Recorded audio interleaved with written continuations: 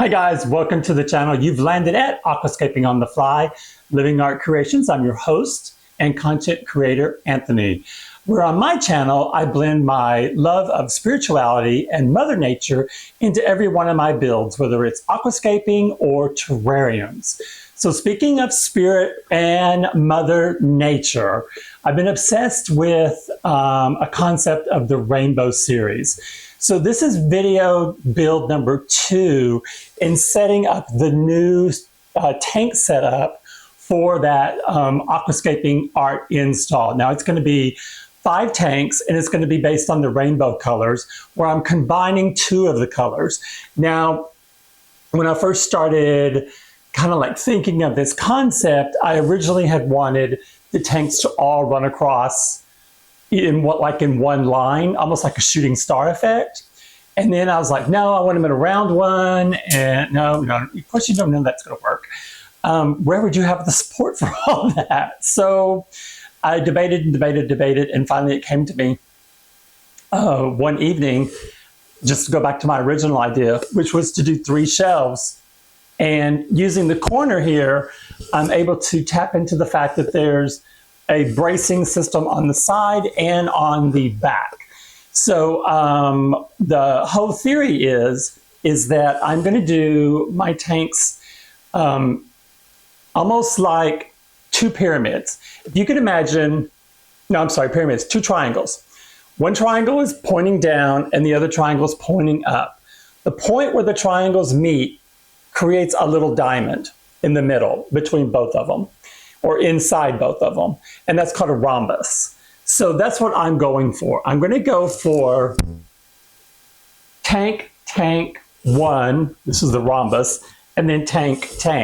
So it's really going to be like this, and the rhombus tank is going to be in the middle, and that's going to be the one that's going to be 2 colors. It's going to be yellow and green. So now that that's kind of out of the way, let me get this chair out of the way and set up so I can explain what we've done so far, what we've spent so far, and what's the next step. Okay, look, see how easy that was? Now, normally I do a lot of cleaning and I get everything ready for you guys and, oh, it's going to look amazing. No, it's just, this place is a wreck. It is literally a wreck. So the one thing I want to point out, right now we're on budget at $128. That's for the lumber, the screws to adhere all the lumber, and the glue. What you see, this veneer that I have applied to the wood, I already have that. So that's something left over from my flooring project here in my studio. So this I didn't have to pay for. The original concept was to go a little bit lower, but let me get you guys a little, go down a little bit here.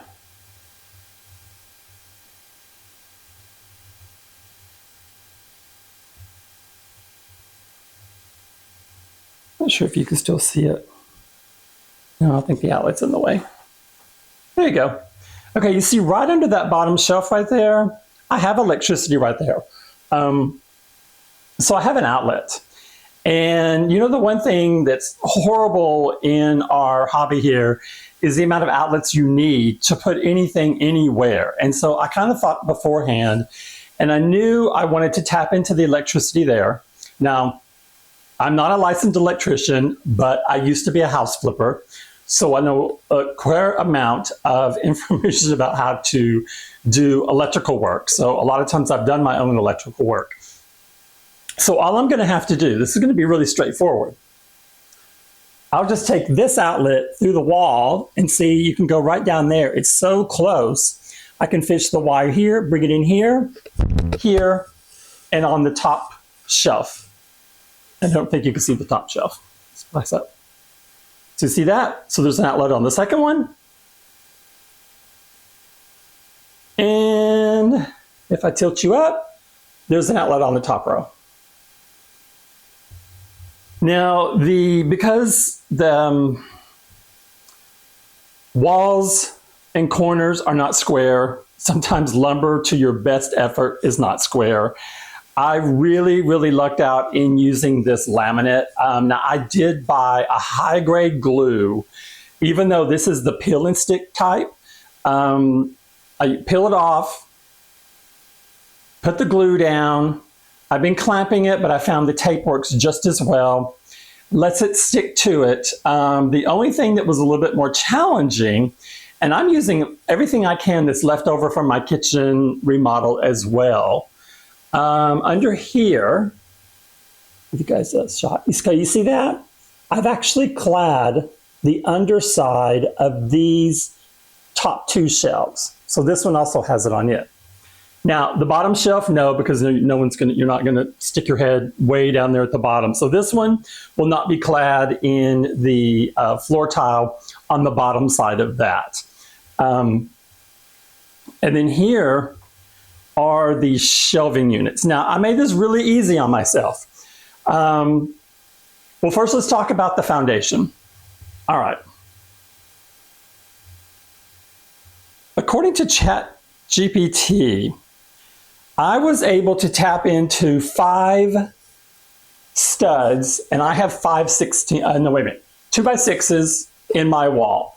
I've got 5. I've got one here, here, here, here, plus the one in the corner. So 1, 2, 3, 4, 5. I have 1 foot span right here where I don't have anything.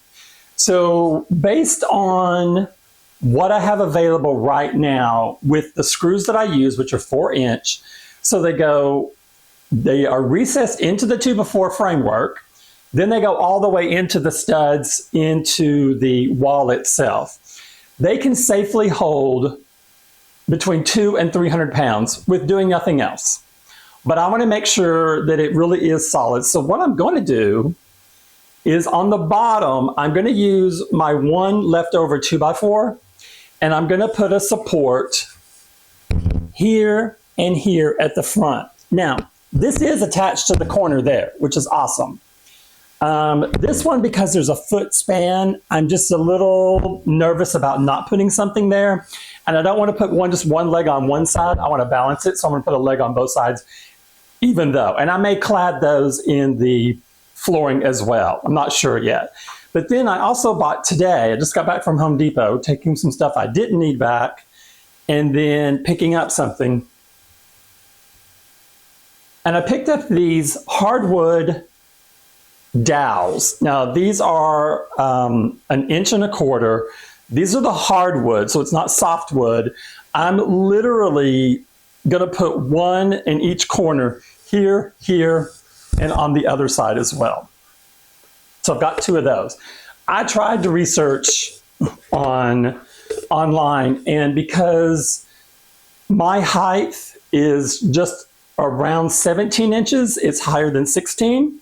Most adjustable furniture legs go up to 16, and then they jump way up above that. So I'm just I'm between 17 by 17 and a half.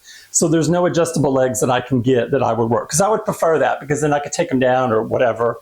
And I was initially going to put spotlighting, full spectrum spotlighting, in each one of these. You could put 2, or you could put, I left it where you could do 1 in each. There's like 3 quadrants here. You can see down here, so there's 3. Can you see that? Okay, so see how I left 3 spaces? And I was going to do the tiniest one. I was going to do a little 3-inch. And I thought, no, because if I ever, sell this, no one's going to want that kind of high intensity lighting on their shelving. So I'm just going to use the kind of lights that I use anyway on Blackfish. They're acrylic stands, you can't see them, excuse me, and then the light just hovers over it. So that's all I'm going to do. I would have put, because I know that on the top shelf and the lower shelf, I am going to have a tank and they're going to be separated by space. I would have put 2 outlets on each one of those, but because I've got 2x6s, there's no way to go from here to over here.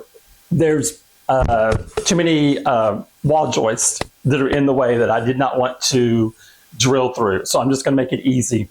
I do have at my disposal, if I want, to put, let me show you. I never use this in my kitchen.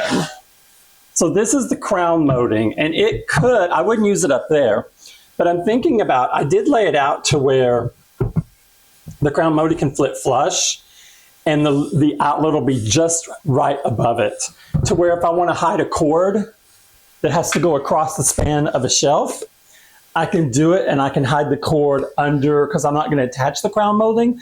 I'm just going to let it sit there. It just would naturally, you know, angle there.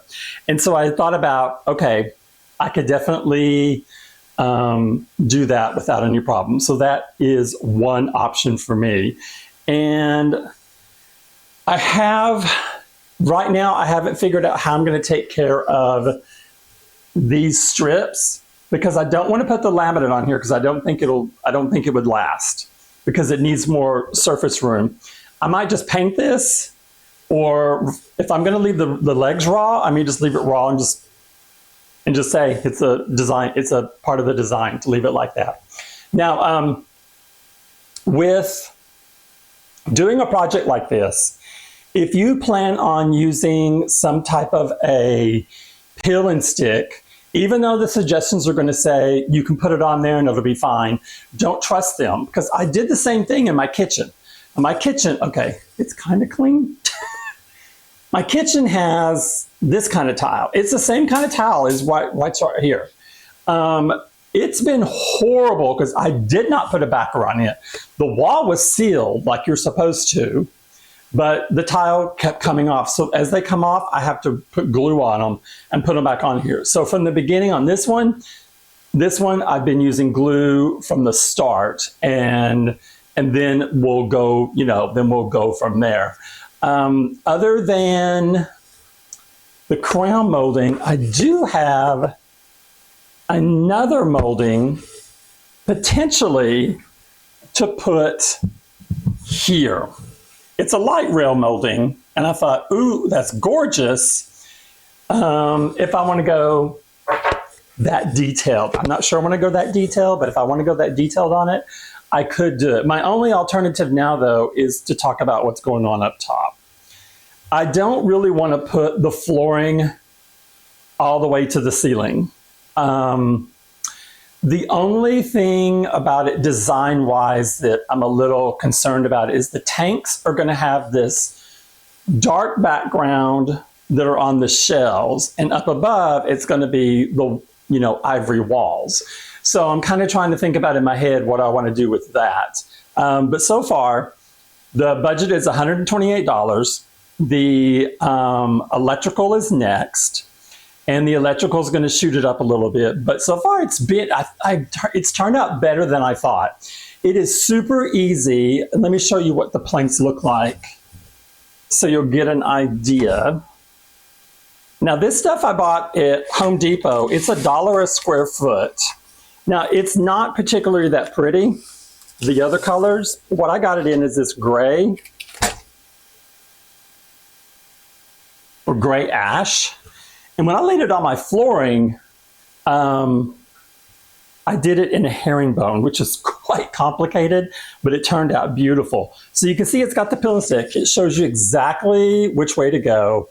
And putting the glue down and just put these down. They're super easy to cut. It just takes a little sharp blade knife to cut it, and that's all you really have to, that's all really you have to worry about. So other than getting the electrical done, which won't be, that'll be pretty easy. The holes are already drilled, the outlet's there, just got to tie into it. The next thing I'll have to do is to secure the shelves. So I have more glue, and I'm probably going to have to, I can clamp these and glue it and see if that holds. And if it doesn't hold, I bought some finish nails that I can put into this that will hold it down, and you really won't see them. But I love the fact that now it's going to be nice and smooth. This is all waterproof. This is waterproof. I will have to seal it along the seams just in case, because you know the hobby is messy. That way it won't leak down or, you know, affect the wall or anything like that. And I'm going to leave the bottom of it down here open. I'm going to use that maybe for some storage. I'm not sure how I'm going to do that. I'm not going to let that room go to waste. It's too valuable in a small space like mine. So I will put something down there. I had thought about doing lighting down there and maybe put some of my terrariums down there, just to give it a little more oomph. And then I'm still debating about what to do with the bottom section, what to do at the very top. But we have now the legs. The electrical's kind of straightforward.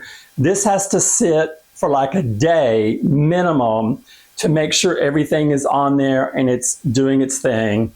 The only thing is when you're putting this flooring down, if you're doing it on shelving, follow the arrows. The arrows mean that the pieces are supposed to line up texturally so that you don't have something that, okay, I'll show you one where I messed up. You see that one on the bottom shelf? Look at this bluntness right here. You can tell where this one ends and this one begins. That's because I cut one in reverse. And I wasn't gonna throw it away. So I was like, okay, yeah, that happened. But that gets me up to speed. I'll do a breakdown of, because I'll do the electrical. So I'll do the breakdown in this video about the electrical. The tanks that we're going to use are going to be 5.5 gallon tanks, and I'm going to get those from PetSmart when they have their 20% off coupon. And like I said, it's going to be, I'll give you a visual again. Make sure you can see me. Yeah. Okay, so tank, space, tank. One tank in the middle, and the same thing as the top row, tank and tank. So it's going to go like this. So it's going to be red, yellow, green, orange. I'm not following the color family. I'm changing it up. Violet, yellow, green, blue. And basically what I've chosen is where I can get shrimp in each one of those colors. And especially like in the red one, you know, we can get red plants. I could probably get some boosts to do violet or bluish, because sometimes a boost will have that color in it. And so I'm looking forward to being able to find and get as much of the color as possible, because this has been on my mind since when I first started with it. Now, I will show you, this is the first thing I did. Look at this gap. The nice thing about this is you can take a pencil that's been sharpened and you can just put it in there and you won't notice it after that. But instead of doing the electrical first, I decided to go ahead and put the skin on and then countersink the boxes in. That way I wasn't having to cut around for the skin on here to put this on. And then once I did that, and I realized that I could do it up here as well. The only thing different up here is I used, show you. It pays to never throw anything away. So I have these panels left over from my kitchen, and I just put the panels up here, and then I was able to put the flooring on the panel itself, because I didn't want to go out and buy something that was just going to get covered up, and I already had this. So I'm trying to use as much of this as possible to keep the cohesive look in here, because the studio display on the other wall, that can easily come down. This, not so. This one I'm building permanent. And I think anyone that would come in here, once the sofa's moved back over again, it doesn't push it too far over. I've already done all the measurements for that. I may have to get like some type of like a black industrial floor lamp that like on a skinny pole that I could put right here by the sofa whenever these lights aren't on. That's the only thing I'm really going to have to deal with. But other than that, I'm super pleased with how it looks. I hope you guys like it. I hope this inspires you, because right now, I believe we're just going to be a little bit over 200, but I'll put it in the video what the end budget's going to be, because I've already bought all the supplies for the electrical part, and I just bought the dowel rods for the legs. So I'm hoping it's no more than 250, because what I had budgeted, if I had bought this, something like this, like at Amazon, the cheapest thing I found that could hold this many tanks was like $270. So I want to be under that, and that's why I was so glad I was able to customize it, because I really, really love it. So Let me get back in the shot. I hope you guys love it too. Let me know in your comments. Okay, I can't remember his name, but there's one of my commenters that always talks about, very frequently, comments all the time. So you guys always leave comments because I read all the comments. I answer all my comments. I love it. Said something about he stands on his, and he'll know who I'm talking about. He stands on his builds to make sure it'll hold the weight. Okay, I was not even going to attempt. I would probably hurt myself. I thought about laying down on one of them because I thought they kind of looked like bunk beds, like in a tiny house. But there's no way. It needs legs on it first before I do something dangerous like that. But if you guys like the content, I think we are now up to 218 subscribers, so we're getting close to 250. And that's exciting because my channel is only 6 months old. So if you want to, subscribe, like, comment. I love the comments because I love the interaction. I love the positivity that this hobby offers us. So hope you guys enjoy, and I will see you on the next build. Have a great day. Bye-bye.